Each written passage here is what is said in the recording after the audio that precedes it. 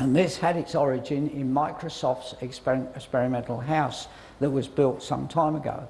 Now, Microsoft set up an experimental house to see how effectively they could use computers and computer systems inside a house. And the one thing they came up with was a microwave oven governed by a small computer. And they've introduced a new oven called a smart oven, and it's fitted with a barcode scanner. And the product carries a PDF 417 barcode. Now, just to give you an idea what a PDF 417 barcode looks like, it's almost exactly the same as the barcodes that are used on tickets for scanning on the airlines. It looks like a three-dimensional barcode, in fact. And what it does is it instructs the oven in the correct cooking times and temperatures for the particular batch of product. It's foolproof. It takes away all these problems of whether your microwave is 1800 watts or 12,000 watts or whatever. Samsung have really done an important job. And what's happened is now that Tesco's have started to commission their suppliers to produce a range of products which you can go in and you can pick up with confidence, scan it in front of the microwave and cook your meal. I mean, it is so good that men can use it. I had to balance the sexes, otherwise I'd get lynched. So let me just now address the use of fish and the use of vacuum packaging as distinct from MAP. Bernard's given you an exposition on MAP, and so I just want to talk about vacuum packaging. First of all, it's a well-established process. We're confident about that, and it's effective, but mainly for short-term use. And what I want to do is to draw attention to a statement recently updated by the UK Food Agency and commended globally to the safety of, and if we can do, this is my one contribution to the slide. You listen to me and you don't get pictures.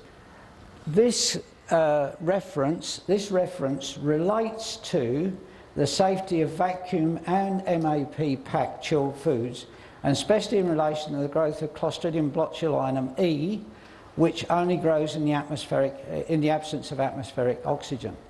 Now, why botulinum E is the bad one is because it's the one that grows at low temperatures and produces toxin.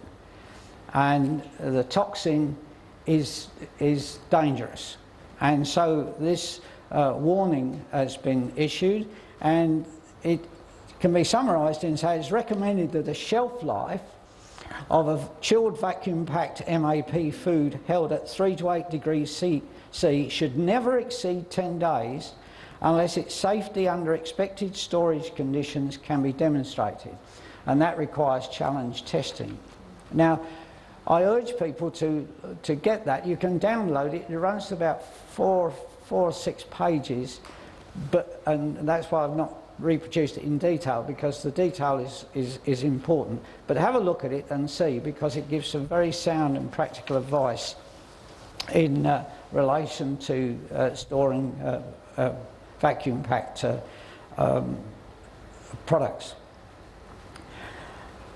Where are we going next? At the moment, the focus seems to be in the industry on stand-up pouches. These are extensions of the retort pouch. The base in stand-up pouches is of a thicker material than the wall of the pouch. In the meat industry, you can see one which uses lamb shanks with the whole bone in. So you can make these quite tough.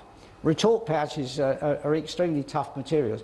It should tell you they're also used for sterilising, for containing sterile hip joints as well. So, you know, you can think about that. It's a useless bit of information as well.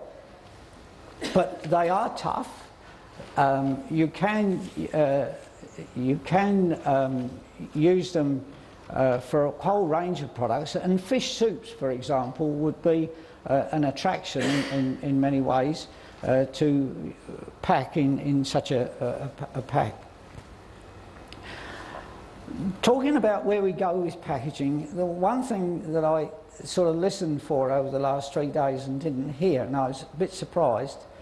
That's no criticism of the speakers. I just don't think it perhaps has got a sufficient prominence. And that is, we're going through a generational change. We are getting now to a population which is getting obviously older, or and we're living longer, thank goodness.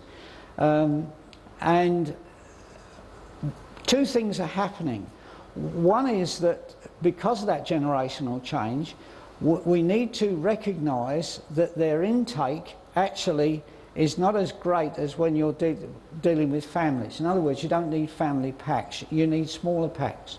And one of the complaints which is emerging from consumers is, I can't buy things in a small enough quantity. And there's one, I know of one abattoir in Queensland at the moment which is producing small units of meat designed for people who are living on their own. And remember, because the females seem to outlive the males, there are a lot, unfortunately, sadly, a lot of widows who just want one chop or one piece of meat. Now, why companies balk at doing this is because the packaging starts to outweigh the cost of the product. But it is a big market, and somebody should be thinking and saying, can we do something with this market? Can we attract people to service this market and perhaps approach it from a different way? So that's one feature. The other feature is that, and you're likely to see this more prominently in the future, is the question of openability. Now, openability is a nightmare. When you hear the protests and read it in the media, it always seems to centre around people who are physically disadvantaged. Well, let me tell you that that is not the case. It's not just the physically disadvantaged, it's the fit and the healthy and the intelligent who suffer. In 1996-97, there was a major survey in the United Kingdom, which is available off the web, government survey, where hospitals were required to keep data on accidents caused through opening packaging.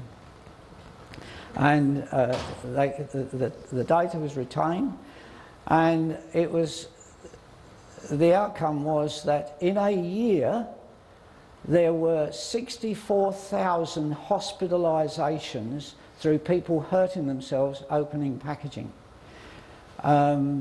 And it related to all ages. Nobody stood out more than any other group. And it related to things like, now we males will understand this. You go and buy something in a tool or something like that, and it's in a clamshell.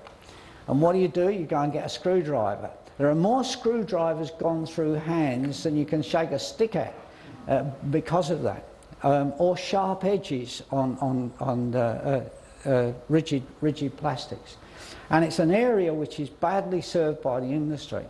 I was quite intrigued this morning because every time I fly, I like to watch people.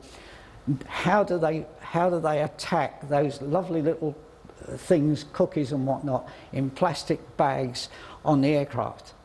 And you see all sorts of things happen. There's the person who I haven't seen them do it for a long time, actually does that and splatters everybody. And then there's the other one who tries to tear it, it won't tear, and finishes up mangling the entire contents, and frustrated in the end decides not to eat it at all. There are people who use their teeth. I haven't actually seen anybody take their teeth out and do it, but they use their teeth and tear away.